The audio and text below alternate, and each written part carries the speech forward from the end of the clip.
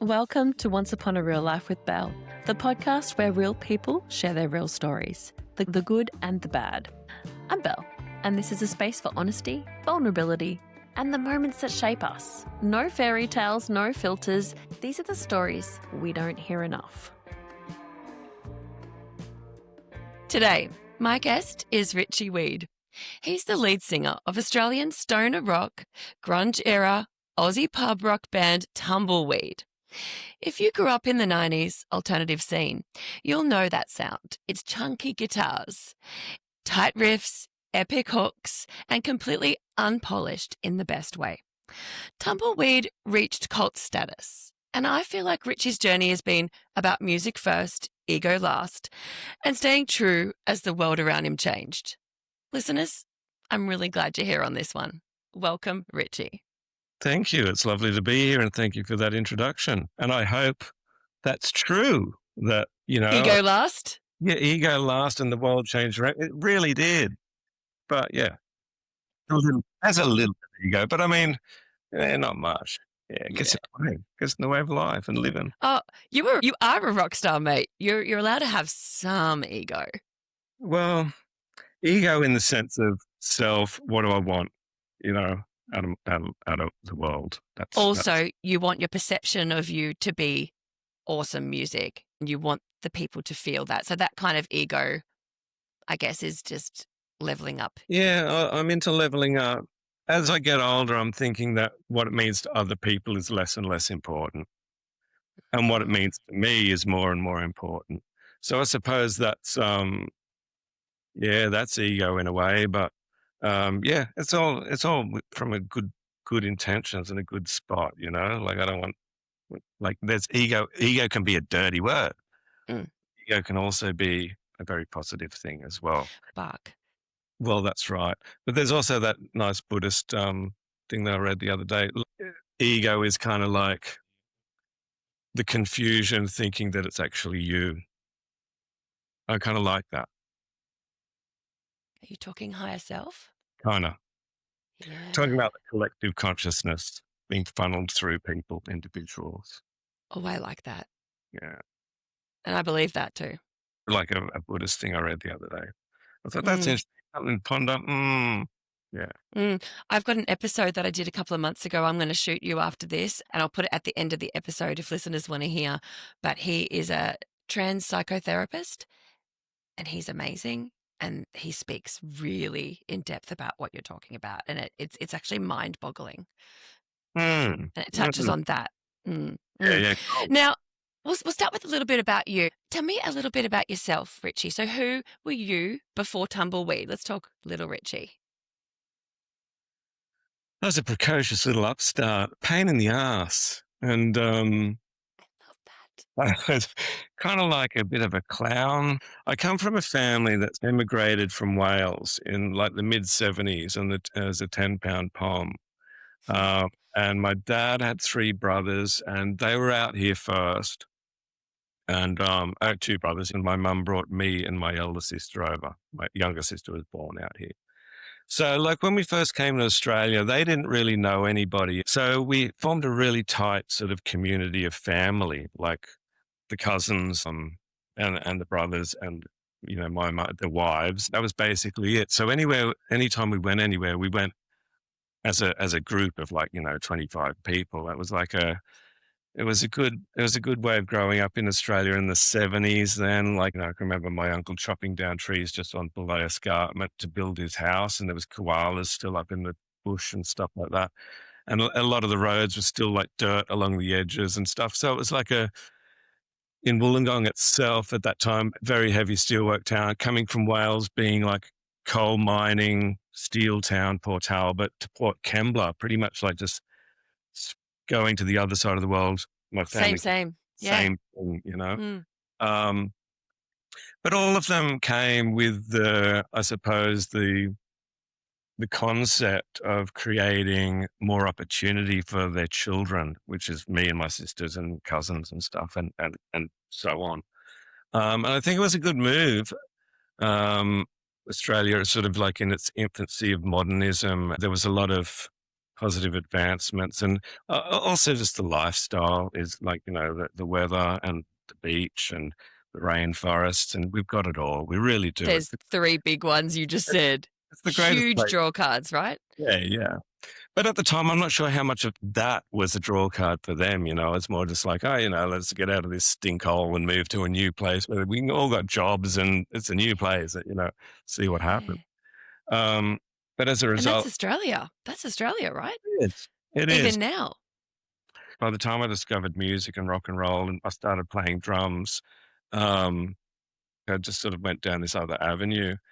I've always found the interesting stories to be around the fringes of things, and the interesting people to be like fringe dwellers, like in the sense that unconventional, or the interesting people with interesting ideas. So like artistic things, or bohemians, or just people that just think differently and offer alternatives to sort of like the norm. And that's the thing that sort of always piqued my interest ever since I was young. And so I suppose growing up in a steel town, when it was kind of like surfy, footy steel town, and you're sort of like into stuff like The Cure or Depeche Mode, and it was kind of like a bit hard, like back in those days too. It was a nasty place. It was like a thing called poofter bashing, right? Horrible. There's a lot of horrible aspects to Australian sort of culture that just gets swept under the rug, and I think it's kind of good to talk about that stuff because it really did happen. Whether you were or whether you weren't. Like, I mean, I was just a trendy guy. Mm. I'm not gay at all, but I did a lot of running because I didn't look like them or do things like them. But this is a long way of going about the story of like, that's how I found my tribe. Other people that were sort of like me, like Lenny, who ended up in Tumbleweed, and Paul and Steve, they all had very, very similar experiences. And so anybody who was into music or art or, literature, there was a club in Wollongong that sort of like everybody that was on the fringes would go to. And that's where, you sort of found that there was this subculture that lived here. And I think that, that was pretty cool. Like, I love the beach, and I go swimming, but not really much of a surfer. Hate footy, hate all that stuff. So my growing up was kind of like that. And music was like an escape. Music was not only an escape, it was like a thing that made me a part of something, and I felt like I belonged there with these other people. And it was mostly from being a music fan first and foremost. Um, but when I started on the drums. I joined the Wollongong City Brass Band, and would just play a side drum, like that sort of drumming, like walking up and down a footpath, learning how to march and play a drum. This is when I was like 12, something like that.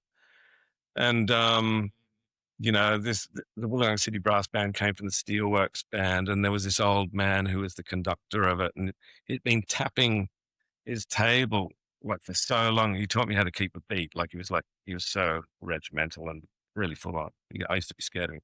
And he's like tapped this beat on his table, and the table had been there for so long, and he'd been tapping for so long that it curved out this beautiful curve that you could not stand that well. It was just like this gorgeous curve in his table over years and years of just tapping it. And I was just like, wow, that's a real sort of like physical evidence of time passing right there.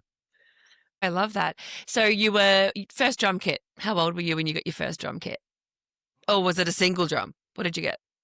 No, I got a drum kit. I got a drum kit when I was about 11, I think, from a guy that my dad knew. His son had it, but I remember his son getting it when I was a really young kid, like 3 or 4. And I just remember looking inside the garage, and you could see it's an old Riviera, which is an old Australian kit, and it was just like shiny, and it was this, Yeah. little moment that That was the moment. mind. But I never got that kit till like 10 years later, or something like that. 8 years later, which is a long time when you're a kid. And so it was good to get that kit. Now, funnily enough, that kit went missing. I gave it to a dude, and then years later, a band called the Pink Fits that Lenny was in, who was started in Tumbleweed, their drummer had it. I rocked up and I see this old Riviera 60s kit. I'm sure it's mine. He said he got it from somewhere. I don't know. Yeah. Anyway, he ended up with it. And it's so weird. It's funny how like there's these cycles and stuff. Chase it down. It's still around. Yeah. I think he's still got it. Yeah. Mm, mm. You listened to The Cure. That was a band you were into growing up. I suppose my musical journey begins with like my parents used to listen to the Beatles, but also being from, so Beatles is like was number one. Um, and had a huge impact on me and my life and melody and my ideas of melody. They were also Welsh, so they'd listen to stuff like Tom Jones and Shirley Bassey, and so there was lots of big sort of singers like that. But when I started discovering music, I sort of my gateway was started with Adam Ant, Adam and the Ant. Loved Ant music, and then from Adam and the Ants, I sort of like backtracked into the punk scene because Malcolm McLaren managed them. And I'd be reading back in those days, you had to sort of get the magazines, you had to read them. It wasn't like sort of like, you didn't have access to everything. You had to search. So you'd start searching, like in the newsagent, you'd find a little article with Adam and the Ants in it, and you'd read about it, and then you'd find out about the Sex Pistols, and through the Sex Pistols, you find out about the New York Dolls, and backtrack through into like the Stooges. And I suppose that was a big journey getting back to there. But in the meantime, I went through this whole period of liking stuff like the Specials and Madness and Ska, that sort of stuff. Yeah, I've been sort of all around as far as my musical tastes go. I like the top 40 in the 80s. The top 40 was full of great stuff. So every weekend I'd watch Countdown and watch the top 10. And I knew pretty much everything in the top 40 back then. Yeah. And I think during the 80s, actually, the top 40 was interesting because everybody wanted to be different from each other. It wasn't like, okay, this is the 80s sound and let's all hop on it. Maybe there was a bit, that was the boring stuff. But the good stuff, or the stuff that I thought was interesting, were people that were trying to be themselves. And there was a lot of them. Like, even if you go from like Cyndi Lauper to Billy Idol, to Boy To George, Michael Jackson.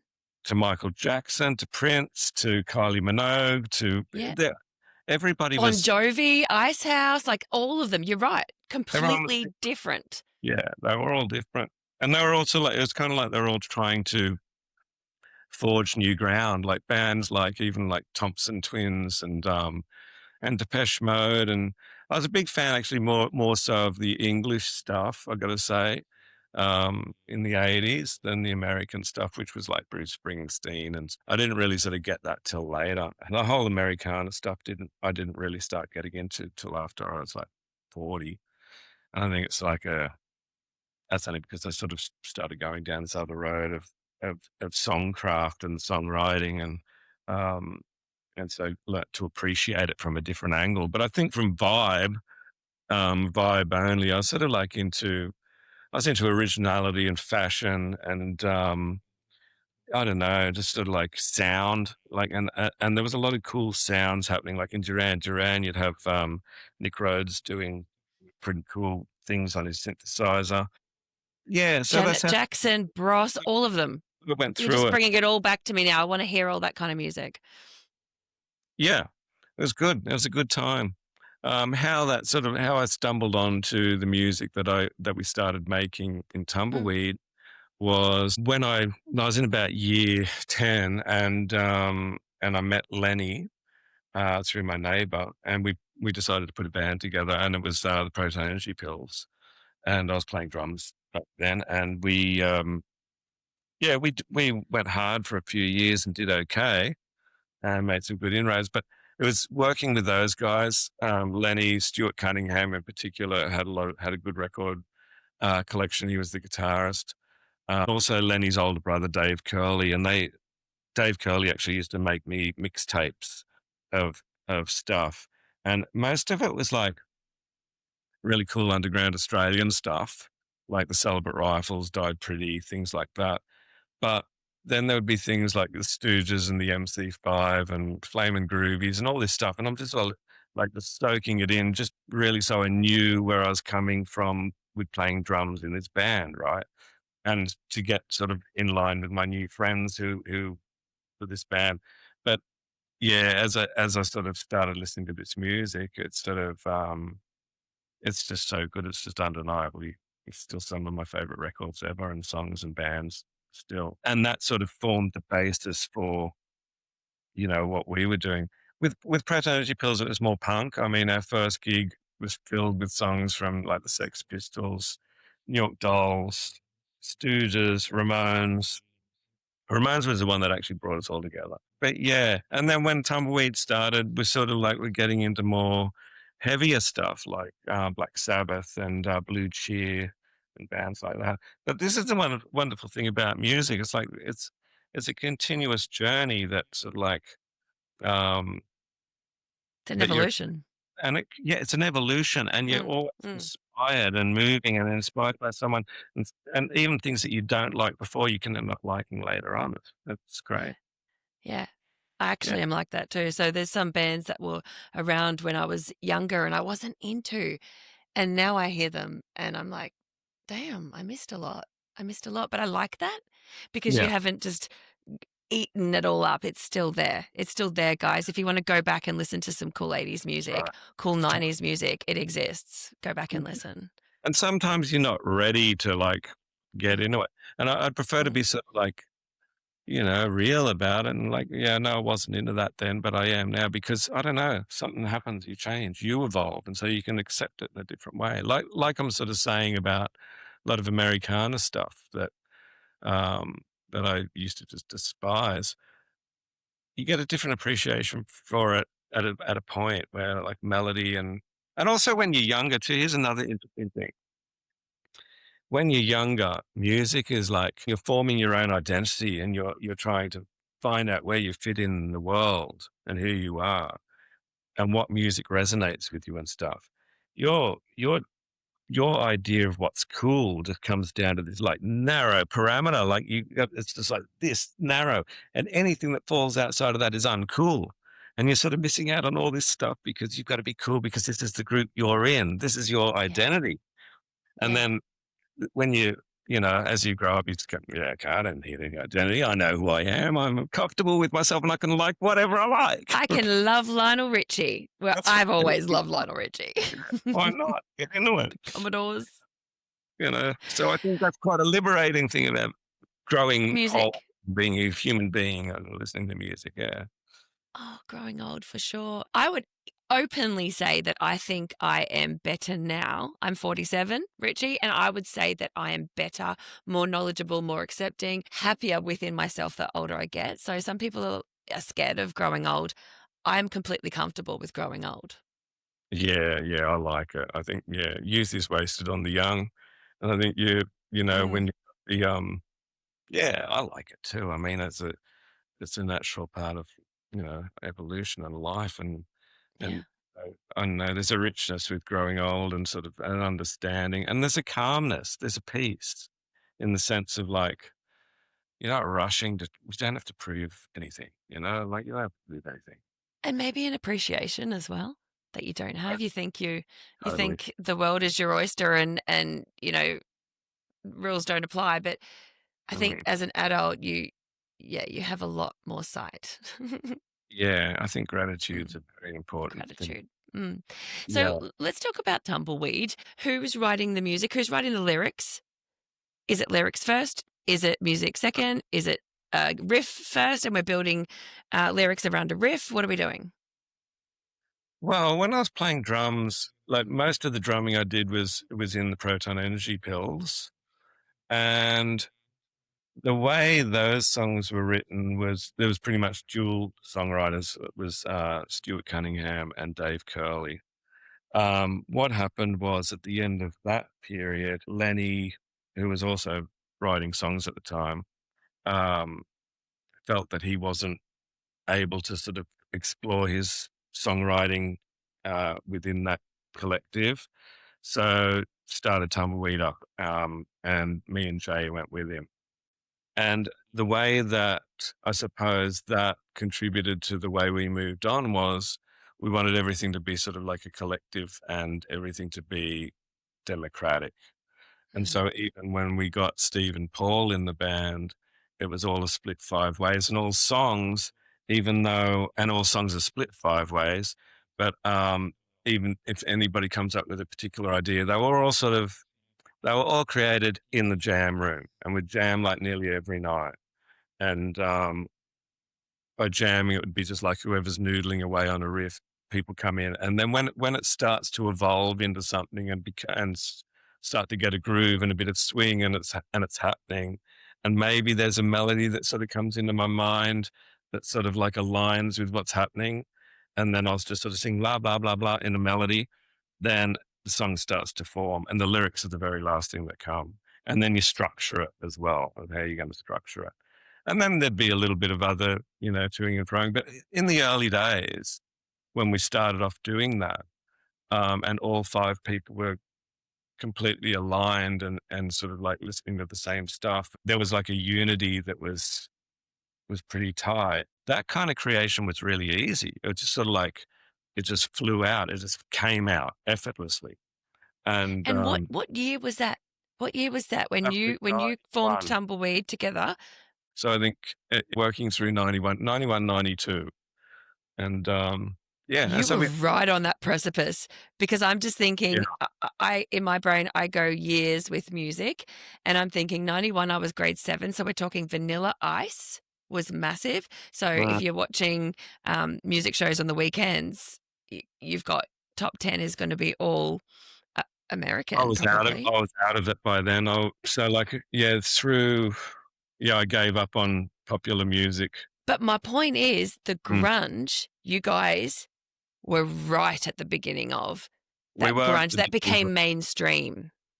yeah, well, I'll tell you that story if you like. Yeah. So when I was in the Proton Energy Pills, we signed to Waterfront Records, and Waterfront Records at the time had the license for Nirvana. The first thing I heard that blew my mind, there's a few pivotal moments, but the real pivotal moment was Mudhoney's Super Fuzz Big Muff. And I went into Waterfront Records and I just loved the cover of it. It was just sort of wild, long hair, and wildness that sort of like appeared like it was that you hadn't seen that stuff, but it was exactly what we were sort of like aspiring to do. It was going to be our point of difference kind of thing. And then I see this record that was like, far out, that's exactly what we want to do. And I heard it and it just blew my mind. So that was the first one. And then we got the tour with Mudhoney as Proton Energy Pills. So we did the first Australian tour with Mudhoney. And it was wild. It was mayhem. It was playing in little pubs like the Lansdowne. And we did some big ones like the Old Greek Theatre in Melbourne. Heaps of shows, driving everywhere up to Queensland and down Victoria, and got to know those guys quite well. And we were sitting around the pool at the Diplomat Hotel in Melbourne one sunny day after the gig, sort of hung over as a 20-year-old. And they said, "Oh, have you had a Nirvana?" And Jay, we had Nirvana's Bleach. But this had sold 600 copies max in Australia. Like it was like a smaller record than Mudhoney. But we loved it, but not as much as Super Fuzz Big Muff. Matt Lucan said, "Oh, I was just talking to my flatmate Kurt. He's thinking of coming out here. Would you support?" And we went, "Yeah, we will." So this sort of deal was kind of struck around there.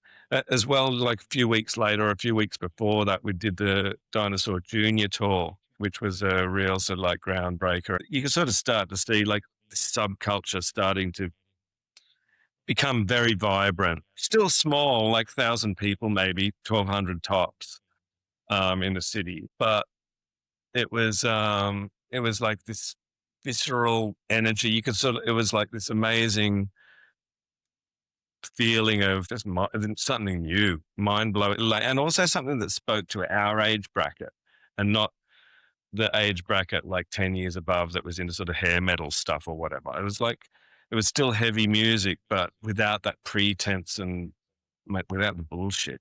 And we really sort of, I suppose, didn't gravitate to it because it was like grunge or anything. It was just like, okay, this is stuff that's come out of the pubs that we go and see every week. And there's that subculture that exists all around the world. So that's how that was formed. Now then when Proton, Can we just go back a second? When you yeah, had that conversation about yeah, when you were touring with Mudhoney, Yeah. And then you had a conversation about, would you guys consider, It was like, oh, my flatmate wants to come out. Would you play with him? Like, what was the big song on Bleach that at that time? Because Smells Like Teen Spirit had not hit yet, no, right? there's no. Oh, well, I suppose like About a Girl would be the probably most the most Polly? about a Girl would have been the one Yeah. that like alluded to what was going to Yeah. happen. Showed some Yeah. sort of like, melody, sort of like exactly. You sort of got a glimpse of Kurt's songwriting. But that wasn't your style. What was your style at that time? So that, because when I listened to Tumbleweed, it's got that real grungy Seattle vibe. Yeah, Was but that an Australian thing you created, or was that yeah, something that it you was. aspired to become? No, it was a thing we created. Yeah. The yeah, it definitely there was no. I mean, there were bands that so I think we were drawing from commonwealths because we were touring with lots of bands that, and things. A lot of it's been attributed to things like the Scientists, or you know, um, there was a whole bunch of Australian bands that were going. See, Mudhoney were into the bands like the Saints. They were into the Cosmic Psychos. They were into the Scientists. All of that stuff was feeding their that was the well they were drawing from, and very similar to the well we were drawing from too. The older guys in our scene that we were sort of like aspiring to be. So yeah, I think it's a matter of yeah, similar influences, definitely attitude. But like you say, a collective. Like that's what this is. We certainly didn't want to sort of like be a grunge band. In fact, when the whole name came up, most people from that period would recoil and go, "Oh my god, that's a Kmart brand," and you see you could sort of see the monetizing of the scene that existed, and it was a kind of they kind of got it wrong in a way. Like in my opinion, the beauty that I sort of got from the music that I liked, yeah, the music that I liked, except for Nirvana, didn't quite make it. I mean, Mudhoney did a little bit, Dinosaur Jr. a little bit, Sonic Youth actually a fair bit Mm. as well. But then there was that whole other side, like the Stone Temple Pilots side, the Pearl. Oh, I didn't like Pearl Jam, the whole Pearl Jam side, that kind of thing. Um, yeah, Do you appreciate them now, the music now? no, Pearl not really. Jam? Stone No, Temple Pilots? no, I hate it. Alice in Chains? I do appreciate them a little. Yeah, I love the vocal harmonies that those guys have, and yeah, Yeah. they were doing something a little bit differently. Soundgarden as well, pretty amazing. Oh, I nearly Uh, wore my Soundgarden shirt for you. I should go get it and put it on.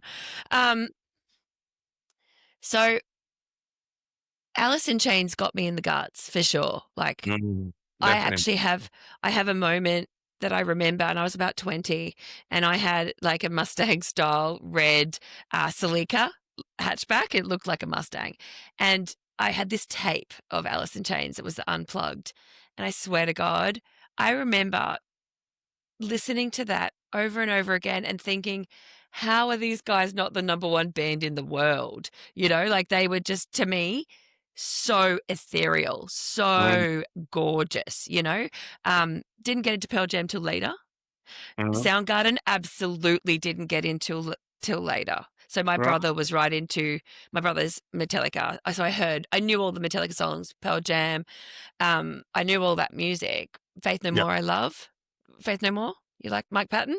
Yeah, I really Appreciation? love yeah, I did. I actually really loved The Real Thing when it came out. Oh, I went and saw them up, at Sylvania. There were like about yeah, about 1,000 people in there. That was a good show, and that's when Epic was the big hit.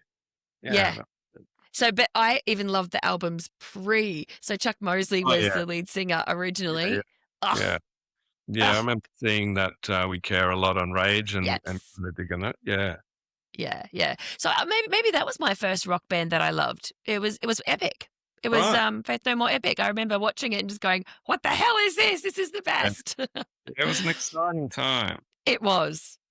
At the same time, I'm Milli Vanilli, Kylie Minogue, Tiffany, Oh, Tiffany. God bless. eclectic. I love it all. I love it all. So my favorite of yours is Sundial. Right. That's my guy.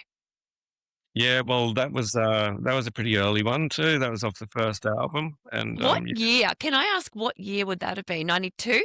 I'd say 93. I'd say 93 that was. Because I was having a listen this morning when I was getting ready. I was playing some Tumbleweed, and that's hands down my favorite. And A, is it about marijuana? Mary Jane? Well, that bit is. That Yeah, bit yeah. is. And then B, do you know who it sounds like? Who does it sound like? It sounds like Dave Grohl's band. The Foo Fighters. Thank you. It sounds very Foo Fighter, and that came out before the Foo Fighters. Long before the Foo Fighters. Yeah. But yeah. But if you listeners, if you go listen to Sundial, that's the vibe. So you created that.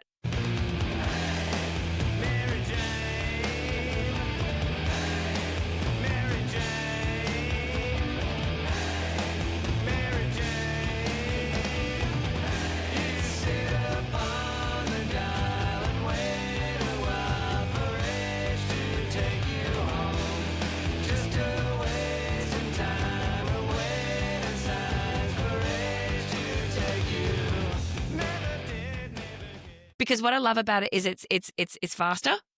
It's got great melody. Like I said, I didn't say, but I love guitar riffs. I love a good drum beat. Like Metallica 1 for drum, you can't get better than. Also, Master of Puppets. So I love my drums. I love bass, heavy, chunky guitar riffs, and I think that Sundial has all of it for me.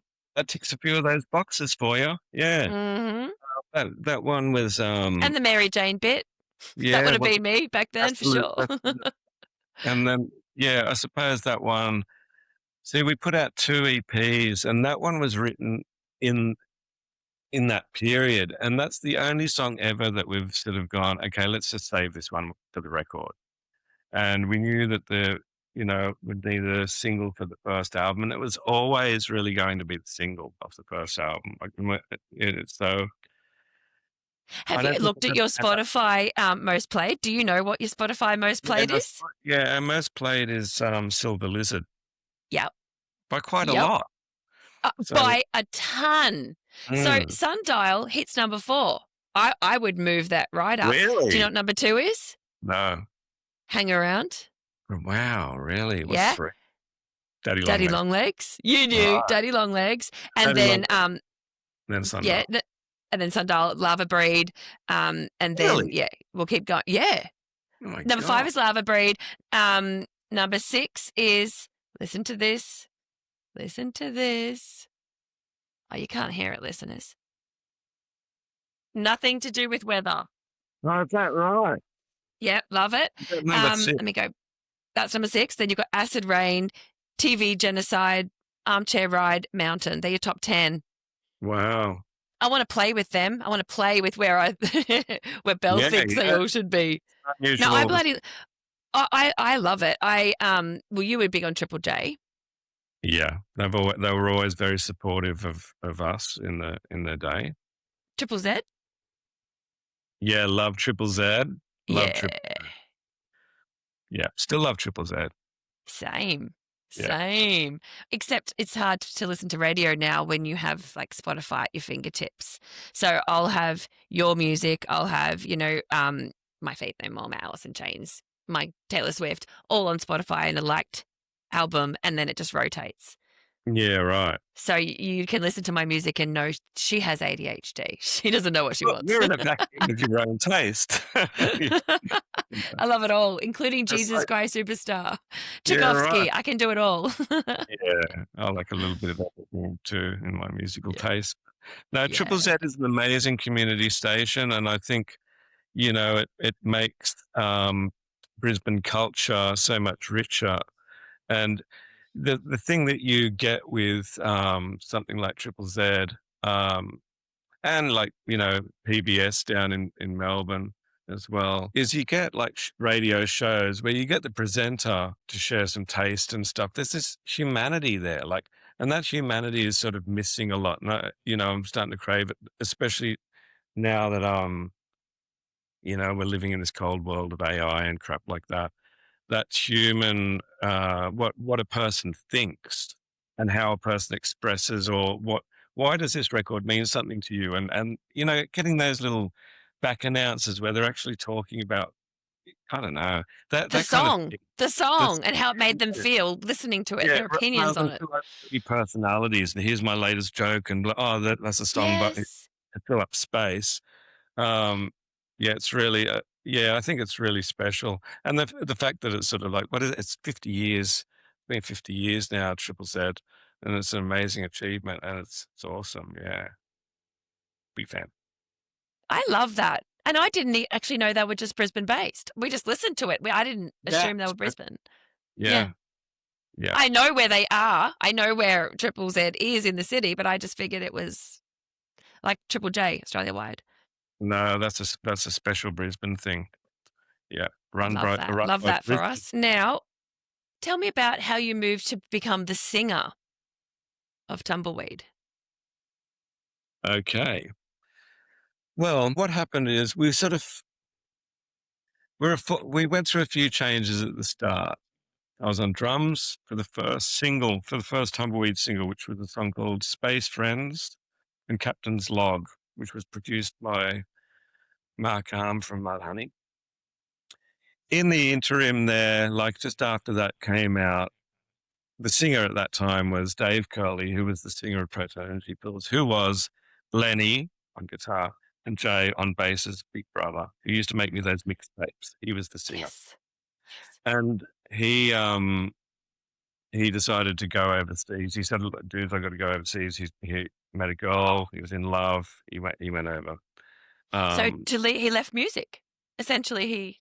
oh, he did for a bit, right? So he went over and it didn't pan out. He came back, Okay. but in that interim, it was like, okay, what are we going to do? Are we going to get a singer or are we going to get a drummer? And we knew, and we had Paul in the band, who was from a band from Leon called The Unheard, which when I started going and seeing music, when I was talking about that first subculture look at, they were the band on the stage, The Unheard. They were like the 60s band, 60s garage punk band. Cool band. That's when I first realized, people wear paisley shirts and girls in mini dresses with like high boots and bobs, and they looked cool and awesome. So anyway, we had Paul, their guitarist, he joined. And Steve was one of the best drummers that we'd ever seen, like not only in Wollongong, but ever. And so we asked him to be in the band. At first, he said no, but he was like going to be in this other band that was down here. But eventually, he said yeah. And so But from by there, that point, had you already decided to be the singer, or were they like, "Get well, we were out, still Richie, finding you're like done"? if we could get Steve, I'd sing, right? If we couldn't get Right. Steve, then I don't know. We didn't get to that point of figuring Mm. out that next move. But yeah. So luckily, we got Steve. From that moment on, when we had Steve, Paul, Jay, Lenny, and me, that was like the classic Tumbleweed lineup that went on to like record all that other stuff and sign And are we record. talking 93 now, 94? No, this would have been 91. This would have Oh, been this is 90. still back. So this was early days you were drumming, Yeah. pre your tour with Mudhoney, pre Sundial. Basically, by the time I started singing, then Tumbleweed became, I suppose we started doing the EPs. We did Theatre of Gnomes. We did Weed Seed, and we put out our first album. We signed to Atlantic Records in America, got flown over there. We did do another tour with Mudhoney over in England, and we did a show with Lemonhead, so we're still friends with those guys. But no, those other two shows, Dinosaur Jr. and Mudhoney First Tour, was the Proton Energy Pills. Yeah. There was Okay. a weird, All there right. was a weird little section of crossover like that where it was pretty much the Proton Energy Pills was Tumbleweed minus Stewart, and that was sort of unintentional. That was, I suppose, the Curly brothers, and I was still just on drums. So yeah, that's how that sort of transpired. And were you being recognized at this point? There was a little bit of recognition with Proton Energy Pills. Our singles went to number one on the alternative charts in Sydney, anyway. Um, I think, and we were getting good supports with pretty much everyone for a little while. And then, yeah, with Tumbleweed, it didn't take too long. You know, the first single came and went without so much fanfare. We're still trying to find our feet. We're in between things. By the time we put out our first single, Stoned, um, This that is just kind of, all weed. I love it. yeah, that one sort of like just went, that went gangbusters. And then from then on, yeah, the next period was just, yeah, pretty crazy. I mean, it was the first single had this famous drawing Lenny did on it of 5 long-haired dudes, and it's very cartoony, very sort of like, mm, you know, I don't know. And Lenny, naturally, that's what you were, because I went through pretty much, some images this morning, some yeah, Google images. it was a very sort of like stereotype of Tumbleweed. Yeah. Um, and the Craig Kalman from Atlantic Records was out here at the time to listen to In Excess as mixes of Welcome to Wherever You Are. And he walked into Waterfront Records and he saw that single cover. And I think Nevermind might have just come out. It was starting to, it's when A&R people were going around hunting for anybody with a distortion pedal and signing them if they had long, the hope of maybe, they didn't know what was Looking for happening. Silverchair as well. Yeah, well, yeah, they were still having, you know, little kids at High that time. schooling. Yep. Yeah. But yeah, it was just looking for somebody that, because they didn't know what was going on anymore. How could this thing be a hit? Like, there's got to be, you know. So they were just signing up everything, hoping that something would stick. And he saw that cover and he liked it, so he signed us to Atlantic Records, and that generated a lot of press interest. Who are these young scallywags from Wollongong, long-haired, Upstarts. smoking scumbags signing to Atlantic Records? Copious amounts of Yeah, bongs, yeah. buckets. Oh, terrible. We're chronic and really bad. But yeah, so I think that provoked a lot of interest, and it made a story. And what people want is a story. Like, if you're going to sort of like go for anything and you want to be written about, you've got to have a story. And so there was always stories about us because we didn't know what we were doing, and we'd sort of like just sort of say dumb things all the time and put our foot in it. And You were original. That's what you were. You were original. Supporting Nirvana, if you look online at Tumbleweed, that is always going to come up. So Tumbleweed, Nirvana. I know where they were in their career, which was early on. They'd sold 600 copies of Bleach only. You were touring with Mudhoney, so you are getting some good momentum. How was it? So there they arrive. You do the tour. Tell me about Nirvana. It was amazing. I mean, I remember we were playing Newcastle Cambridge Hotel just before it, because like when Waterfront had the license for Nirvana in Australia, they would send tapes of stuff that they were working on occasionally, just to sort of, I don't know why, but Chris Dunn, our manager and owner of Waterfront, he had this tape, and it was the tape of the new record of Nevermind, and we listened to it at the Cambridge Hotel in Newcastle after soundcheck. Was it Smells Like Teen Spirit? Yeah, yeah. That was the single you heard for the first time. We heard the whole album. The whole album. But yeah, it started with that. And I'm not sure whether it had been remixed at this stage by Andy Wallace. It was like, it was huge. It was amazing. And we loved it. We just went, oh my God. Did you just die the way that the whole world did? Yeah. I mean, we did, like, totally. I mean, it sort of hit me straight away as, oh, that's fantastic. It's absolutely fantastic. It was ridiculous. It was I don't think there'd be anybody in 1992, unless they were older and not interested in upstarts, who didn't get energized by that song. Yes. Yes. Nobody knew what he was saying, but that was part of the myth. Yeah. I think for me, like, being a big fan of Bleach as well, and it seemed like there was still, okay, there was no illusions at that time that what we were doing was going to be something popular, like for anybody, right? Yeah. It was like the kind of music that we did because that's what you liked it came out based on, you know, things that have influenced us. But there was no aspirations to sort of like, to make a living or be rock stars or be, like just be on in the mainstream. And at that time, there was a real sort of divide between alternative and mainstream. That record. There was a couple of others that sort of like came around at the same time. Faith No More was one, and another one would be something Big like, Rat. even like in Australia, something like Rat Cat. Rat I Cat. loved Rat Cat. Well, they broke through. They broke through that Yes. that line that was sort of unbreakable. So when I heard that record, even it still had all its fingers still in the pie of who they were. It still sounded like the band that they were. However, it sort of like was made palatable. And I think same with Sonic Youth. They had pretty wild. Like, I mean, if you listen to Daydream Nation and then you jump into Goo from that, there's a similar thing where the simplicity of structure made it palatable for the masses. So like doing the classic verse, chorus, change chorus, and until it became like that's just the mantra. It's the language that stuff is written in. And also quiet, bang, quiet, like the dynamics of quiet verses, loud choruses. These are the paints that were on their palette that they were using, right?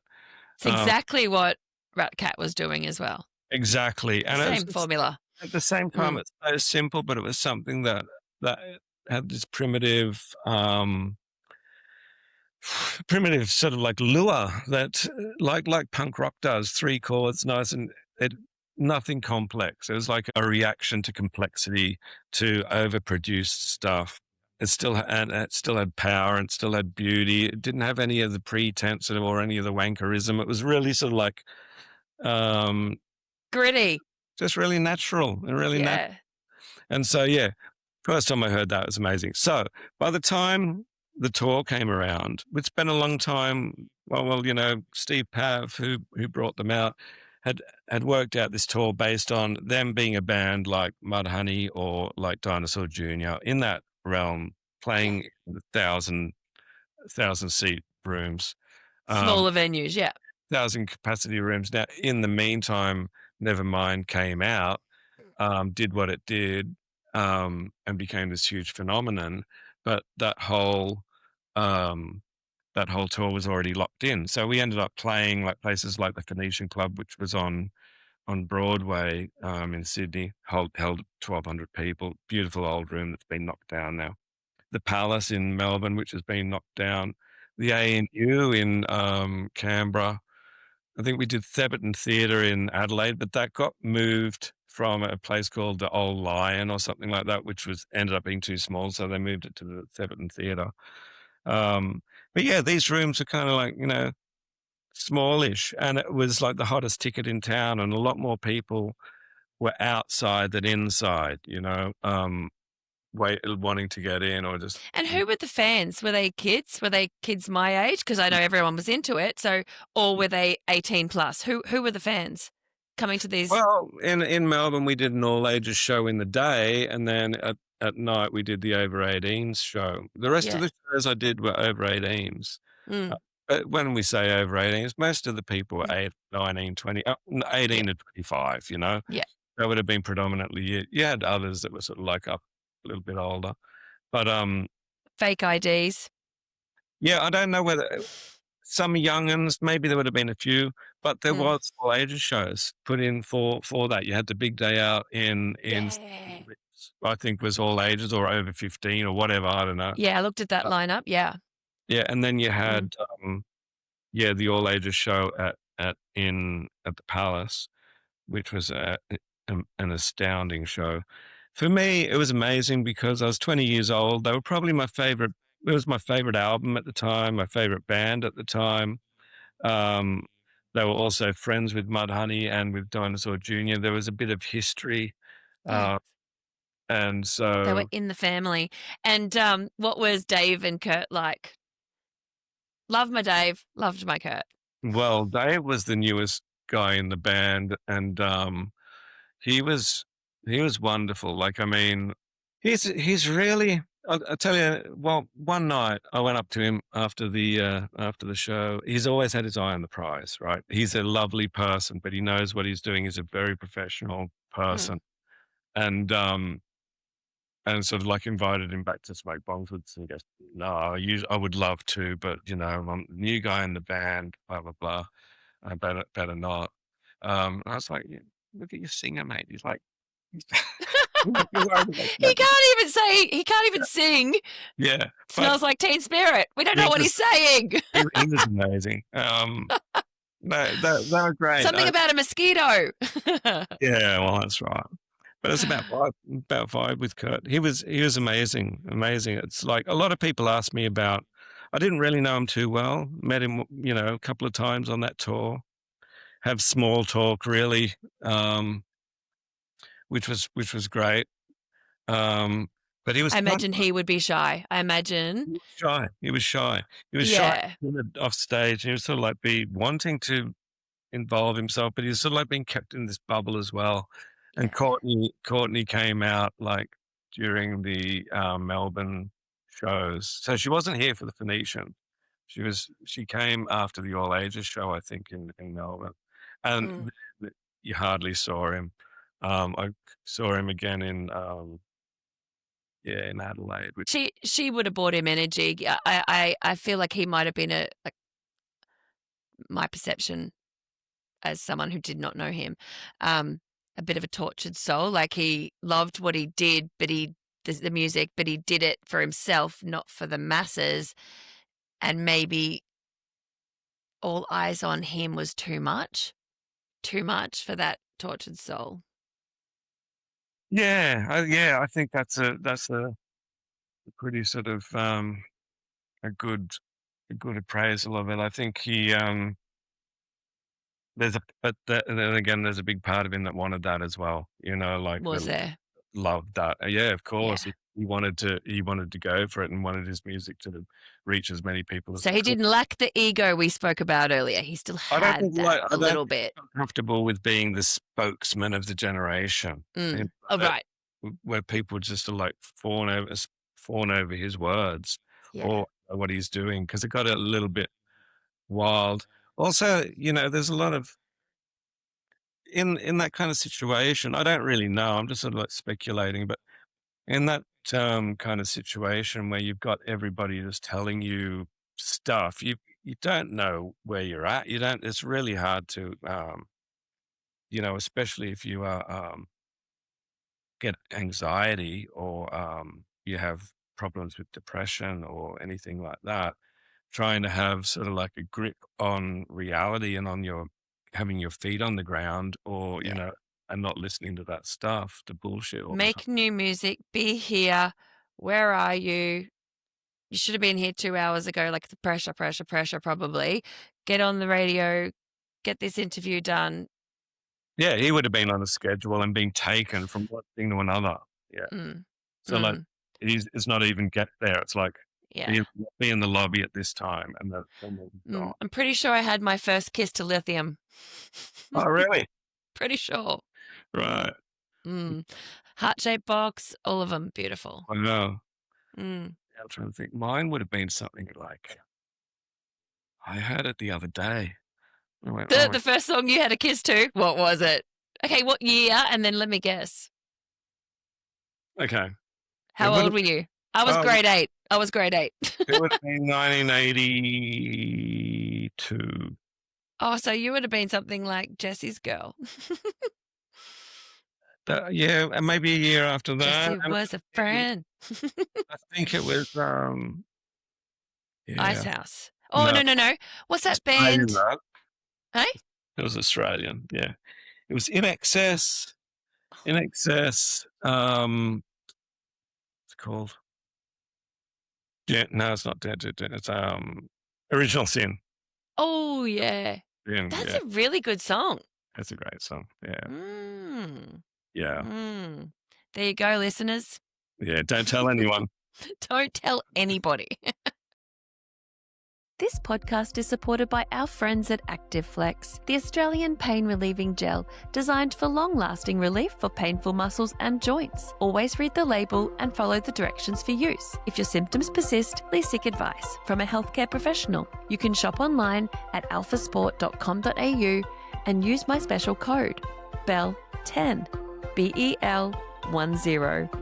And that's just a little special code for you as a listener of the podcast, using the discount code at alphasport.com.au.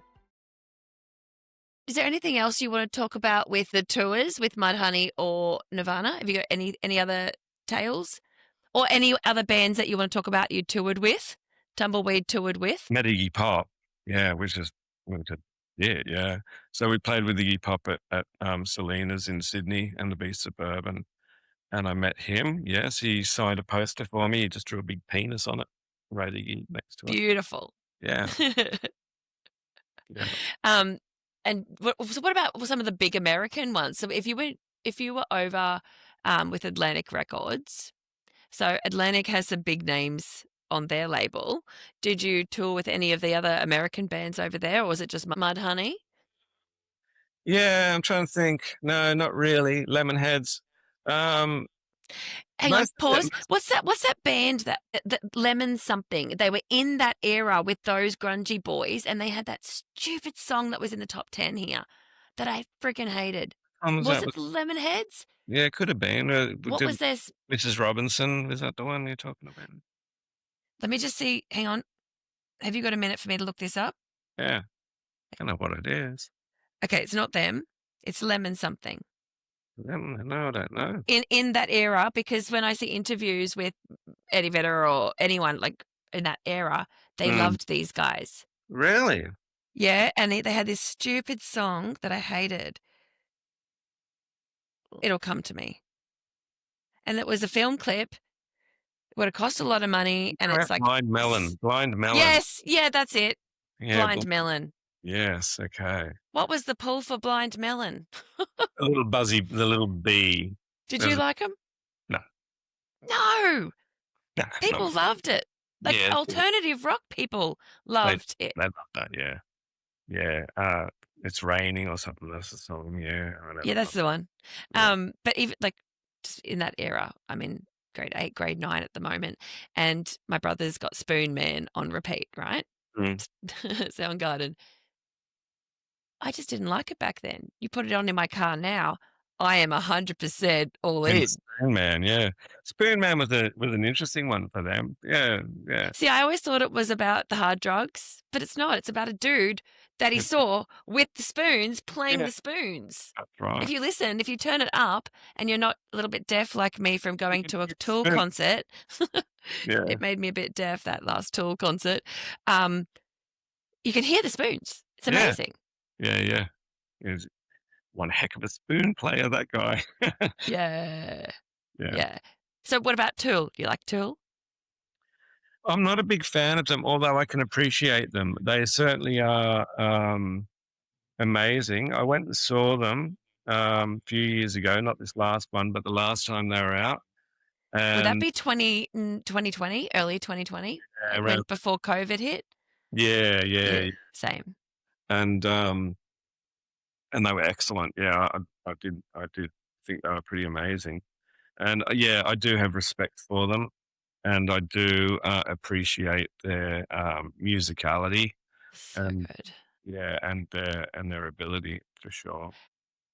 Things are like stylistically, it's not something that I'm drawn to, that resonates with me much. It's like it's a lot of thinking and a lot of yes, and it's quite complex. It's really complex. The new stuff my husband loves. I'm the old stuff, so I'm Enema and Undertow and all those older albums. That's what I enjoyed. Opiate, but he likes all the new ones. I can't be bothered with their new ones. Right, yeah. That's a brain power that you're just talking about. A lot of brain power needs to go into listening to them. Yeah. I'm glad I went and saw them and and learned to appreciate it. But I wouldn't go and buy the record. But sadly, they were here on a tour like 3 weeks ago, Yeah. and it was a festival. Yeah, the Good And Things Festival. but the thing is, we saw the Tool lineup, and there was going to be no songs from their older albums. It was all going to be the new albums. Right. And so I didn't buy the ticket. And then the next day, I saw that by the time Tool played, it was pretty much empty, the festival. Really? So that made me a bit irritated. A, they should have had bands from Tool's original era on that lineup, and then all the fans for Tool would have paid the $280 and came. Mm. So I No, think that's on the I think it's onus is on the festival organizer.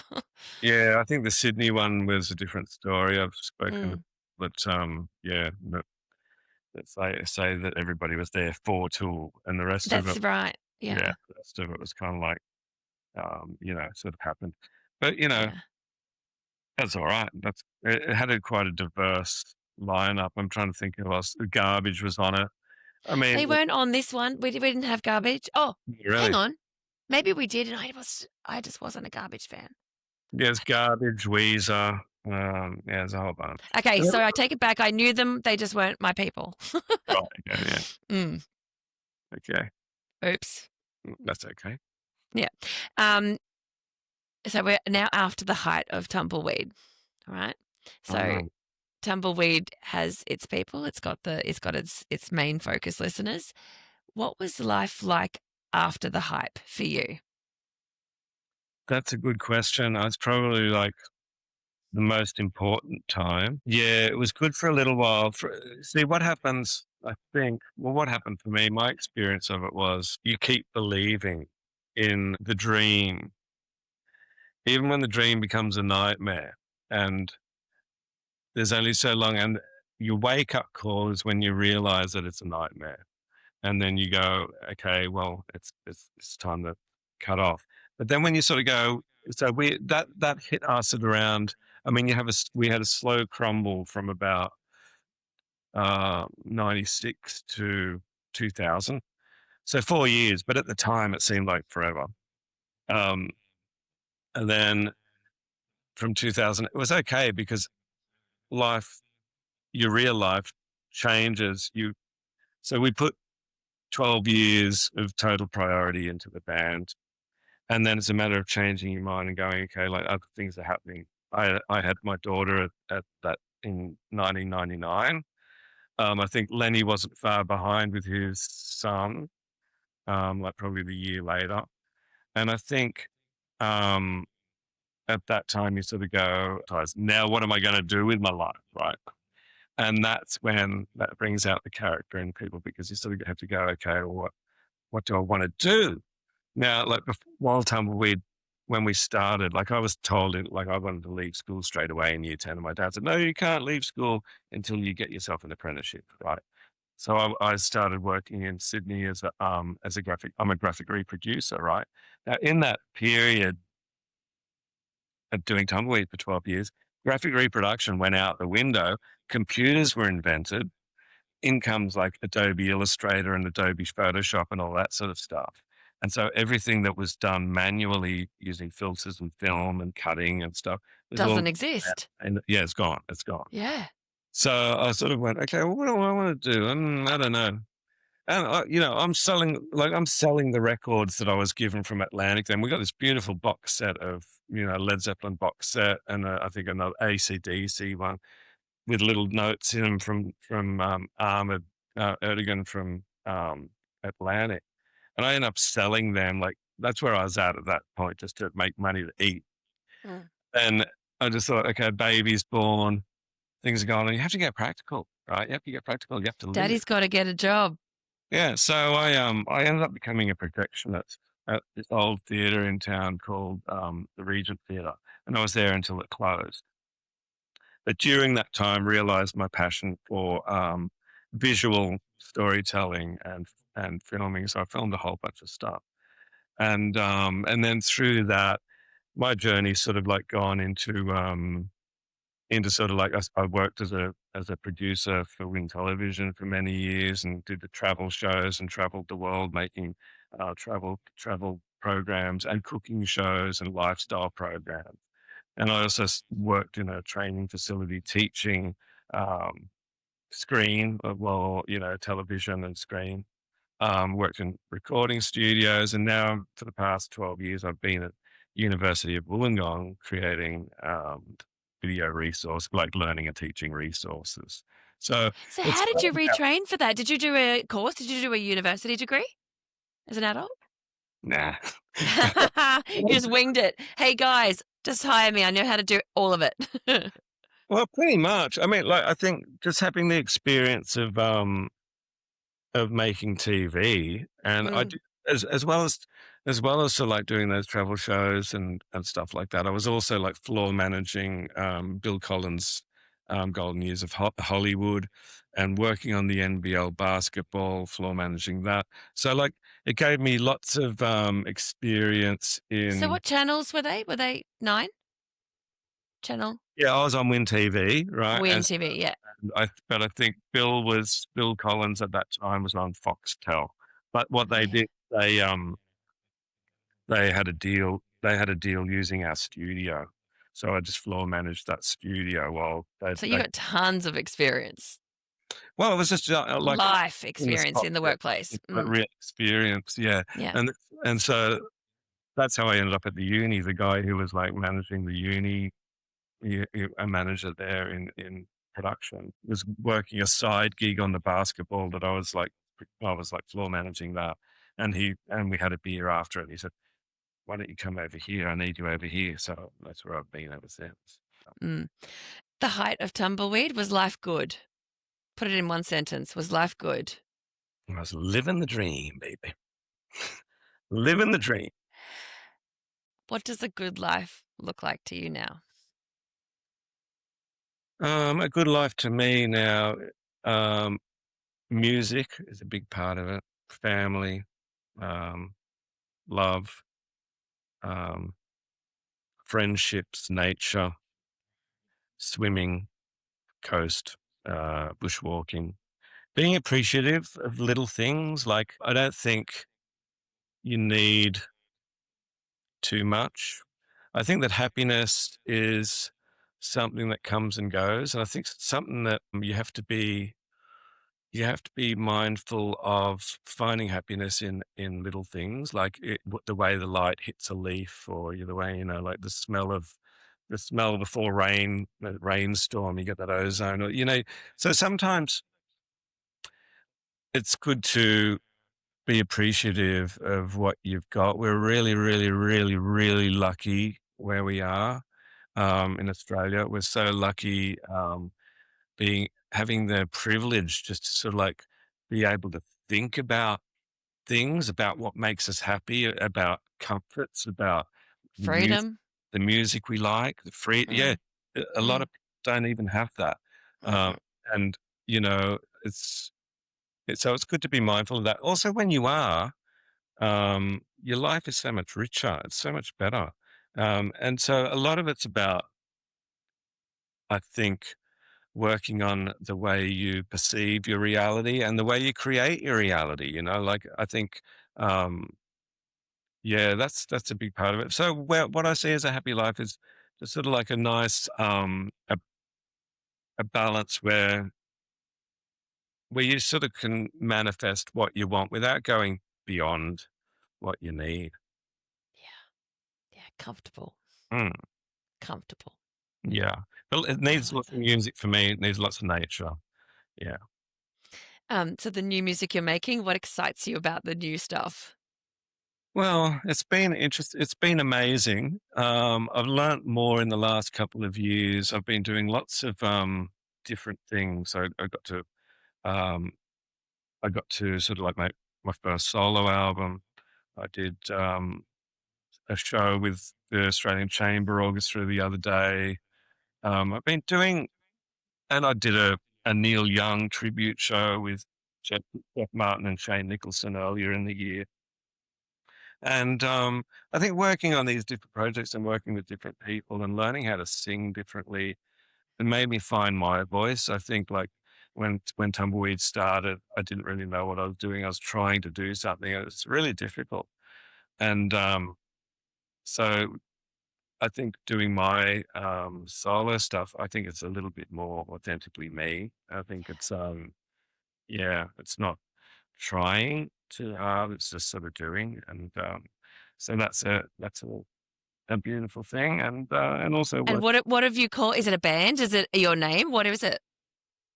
Richie Weed? Do Yeah, people listen for Richie Weed? What are they listening for? yeah. Well, Really? it'll be Richie Weed, but I do call my band because I've had a few different lineups, and it'll continue to evolve and bring in different people, and they'll go, and they won't be able to do this one, and then they will. So I'm going to call it Band of Strays. So Oh, yes. So you're just going to invite someone to come on a song for each one. yeah, maybe for a song or for a tour might be a different person. Or, I've yeah, got 3 dudes for you. well, 3 amazing guys. I'll text you later who uh, they are. yeah, yeah. All 3 completely different. One's country, one can sing operatic like you wouldn't believe it, musical theatre, and then one is basically just a freaking young genius.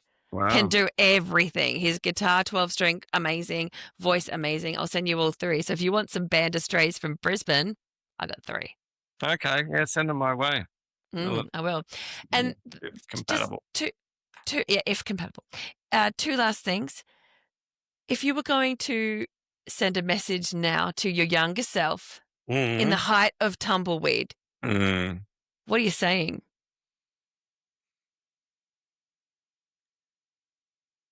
I'd say make hay while the sun shines. That's what I'd say because it's not going to last forever. So um, yeah, make the most of it. Also, don't be swept up in the emotion of human beings and the different things. Because I mean, one of the biggest things is just sort of like the how. Well, I suppose it. Yeah. No, I'm going to stick with the first bit. I'll stick with the first bit because Make hay. yeah, make hay while the sun shines because yeah, then you can have it throughout the winter time. So do you mean financially, or do you mean stop, Richie? Dude, slow down, take a breath, look around you, soak it up. What do you mean? I mean, take advantage of every single opportunity. Mm. Do it all. Don't say no. And Ride the wave. ride the wave totally, but also, yeah, think about this isn't going to last forever. So do the Yeah. most that you can with it while it's there. Yeah. There's plenty of opportunities that we blew, so many, and I think it's about the wrong attitude. Um, but you know, hindsight's a beautiful thing. I don't know That's- what you're saying, you blew, because you've got brilliant, brilliant music. That listeners, you can go and listen right now. Go to Tumbleweed. You're going to love it. Thank you. That would be nice. But yeah, no, we did. We blew a lot of opportunities. I think there was a chance to do much more than we did, and it came down to sort of like a little bit of like youthful arrogance and stuff that sort of stopped it. Yeah. But Well, yeah, that's good advice then. But then I also live my life. Everything happens for a reason. And right. going back to what you said earlier about it's bigger than you and something's Mm, coming through you. If it mm. was supposed to happen, it would have. So the growth that you've had in your life, working with students now in a university, and all of that life experience, you've got a child, Yeah, I got three. I got three awesome you got ones. 3. Yeah, so it's like yeah, no, exactly right. I think whilst I think if I'm thinking about Tumbleweed and it being successful. But I'm just sort of like, yeah, it's a weird thing to do because it'll never happen. But that would be good advice to my younger self Yeah. because you sort of think that it's going to last forever, and you think you're still on that rung stepping up, but sometimes you might be on the top rung that you're going to be on. And you don't know. You don't No, know it. you don't know. Yeah. But Are you going to come to Brisbane and play? yeah, of course. Can you Um, let me know so I can? Because I'm terrible with knowing when people are coming to town. I'm terrible. yeah, nothing's booked yet, but when it is, I'll let you know for sure. The zoo has reopened. Yeah, I we went and did it. saw Spider-Bait a couple of weeks ago. It has reopened under a different name. Crowbar, crowbar. That crowbar. Yeah, it's so beautiful. Yeah, we did it. We did it last year, like January last year, maybe. Well, if you think of me, please let me know because I'd love to come along. When I went and saw the spider bait a couple of weeks ago, a dude nearly died in front of me. Really? Yeah. So, you know the crowbar? You do know where the bar is at the back? Yeah. So, Spider Bait are on stage. They've got their last two songs. Can you guess what the last two songs are? I'd say Calypso maybe Yeah. You were right with that one, yeah. And the Calypso next one? Black Betty. Black Betty. Right. So, Calypso had just played. Black Betty's just opening its riff. So I'm really excited. And this dude decides to go to the bar. So he's leaving the crowd because we were standing on those stairs at the bar to get some height. Oh, yeah. And this older man, because the whole crowbar is filled with my age plus 10 years. So me, 10 years plus. Right. Probably 5% of them would have been young. Anyway, so he's about my age and he's walking toward me to get to the bar, trips on something, face first into the stairs. The stairs. And then started having a fit. Oh, no. And everybody just ran to him and then put him in his recovery position. And then he sat up and watched the rest of Black Betty on the stairs, sitting up. Hey. That's intense. Holy smokes. Yeah. So Take care, people. Yeah. We're not as young as we used to be. No. The very last question, Richie Weed. Have you ever seen a ghost or a UFO? Yeah, I've seen a ghost. Have you? Yeah, I've seen a ghost. But UFOs, no, I've never seen one. Maybe, but I can always sort of say they're satellites. But I definitely saw a ghost when I was a kid. Yeah, it went through the wall. So In your childhood bedroom? yes, I woke up and saw a ghost sitting there looking at me, a young girl with big eyes, and looked like she was crying a bit. And I put my hand out to touch whether she was there or not, and she put her hand out to touch me. And just when our fingers were just about to touch, I freaked out and I turned around and I turned the light on and I looked back around and I saw her float through the wall beyond the distance, and I could see her beyond the wall going past it. So I lost that spatial dimension. And then I ran out of there and yeah, she was gone. How old do you think you might have been? I think it would have been about 11, 10, 11, something like that. And you were for sure not dreaming, for sure. Well, I mean, I've never dreamt of a ghost. Has anyone ever dreamt of a ghost? No, I was awake. I was standing up. Yeah. Oh. Yeah, I was awake. I mean, I'd woken up and I went to the light to switch that on to see if there was somebody in my room because I thought it was my little sister in my room at first. But yeah. So, Richie, I've never seen a ghost or a UFO, but my guess, it's so interesting to hear. I believe in both, but I've never seen. But the stories are unbelievable, particularly the ghost stories from my guests. The other night, I was out the back with the kids and they were swimming at night. And I was watching the sky because it was the most beautiful, clear night. No, not a cloud, full bright. And there was so much space junk. Yeah. The sky Yeah. was full of space junk. Thousands of Starlink satellites up there. Well, the Starlink are the ones that are trailed. They're together. Yeah. These were all separate and they were going on different arcs, but they weren't zooming like that. So a UFO presumably would change its direction. These were arcs like that, but the sky was full of it. Wow. Yeah, I've got so many videos of it because I thought, gee, these UFOs, but then I put it through ChatGPT and it said most likely space junk. Yeah, right. Wow. Isn't it? Yeah, no, the whole ghostly realm is an interesting place. Yeah. I did an interview about a month ago with two sisters from Rhode Island, and they live half an hour from the Conjuring house. So they've been in. Have you seen the house Conjuring, the Conjuring movies? I know what you're talking about. Yeah. Yeah. So those two people that the husband and wife that would go to the house and do their thing. Anyway, so they were telling their stories of the supernatural because they're psychic and supernatural ghost hunters. And ever since talking to them, I went on Amazon and I bought what they use, which is a spirit box to speak to the other side and cat eyeballs, which light up and roll if there's an entity, but I haven't got batteries in them yet. I don't know how to use them. I did stay overnight in Australia's most haunted house, which is Monte Cristo in Junee, and I was shooting a show about it, and yeah, stayed there overnight. But while I was in bed, I could feel this hand sort of like brushing my hair, like just like gently caressing my hair, like for ages, and got pretty scared. Went under the blankets and stuff, and then next morning when we're having breakfast, I said, "Oh, I have this." The guy goes, "Oh, did you have any weird experiences?" I said, "Yeah, I could feel his hand like brushing my hair." And he goes, "Oh, yeah, that's where a midwife was in there. A woman died in that room giving birth, and the midwife or something. A midwife was like Taking care of her. taking care of her, yeah, doing Mm, hair, or maybe the midwife died. I don't know. Anyway, he said, "Yeah, that happens in there. that's usual. That's kind of weird." Yeah, there's Mm, been a few actually. Now I come to think of it. Yeah.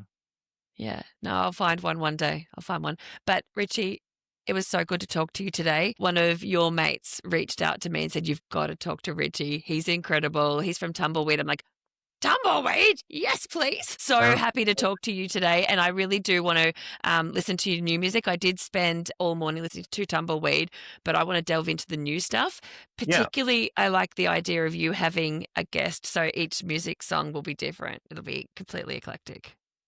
yeah. Well, have a listen to it, and I think it's a good indication of who I am. I mean, it's got everything in it. So yeah, there's nothing hidden in Strays, which is the name of the album. So yeah, check it out. I'm going to. I love it. And if you've come to Brisbane, I'm there.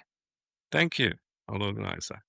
Thank you, Richie. You're amazing. And your whole life, I think, has been, I mean, look, it was written in the stars. So it was written before you were born. It's been And yeah, I think a large part of it was, but yeah, Mm. it's still going. So yeah. Absolutely. I look forward to seeing you in real life. Thanks, Richie. All right, see ya. Thanks for listening to Once Upon a Real Life with Belle. Don't forget to visit alphasport.com.au with your special discount code BELLE10 for 10% off Actiflex pain relieving gel. My name's Belle. See you on the next episode.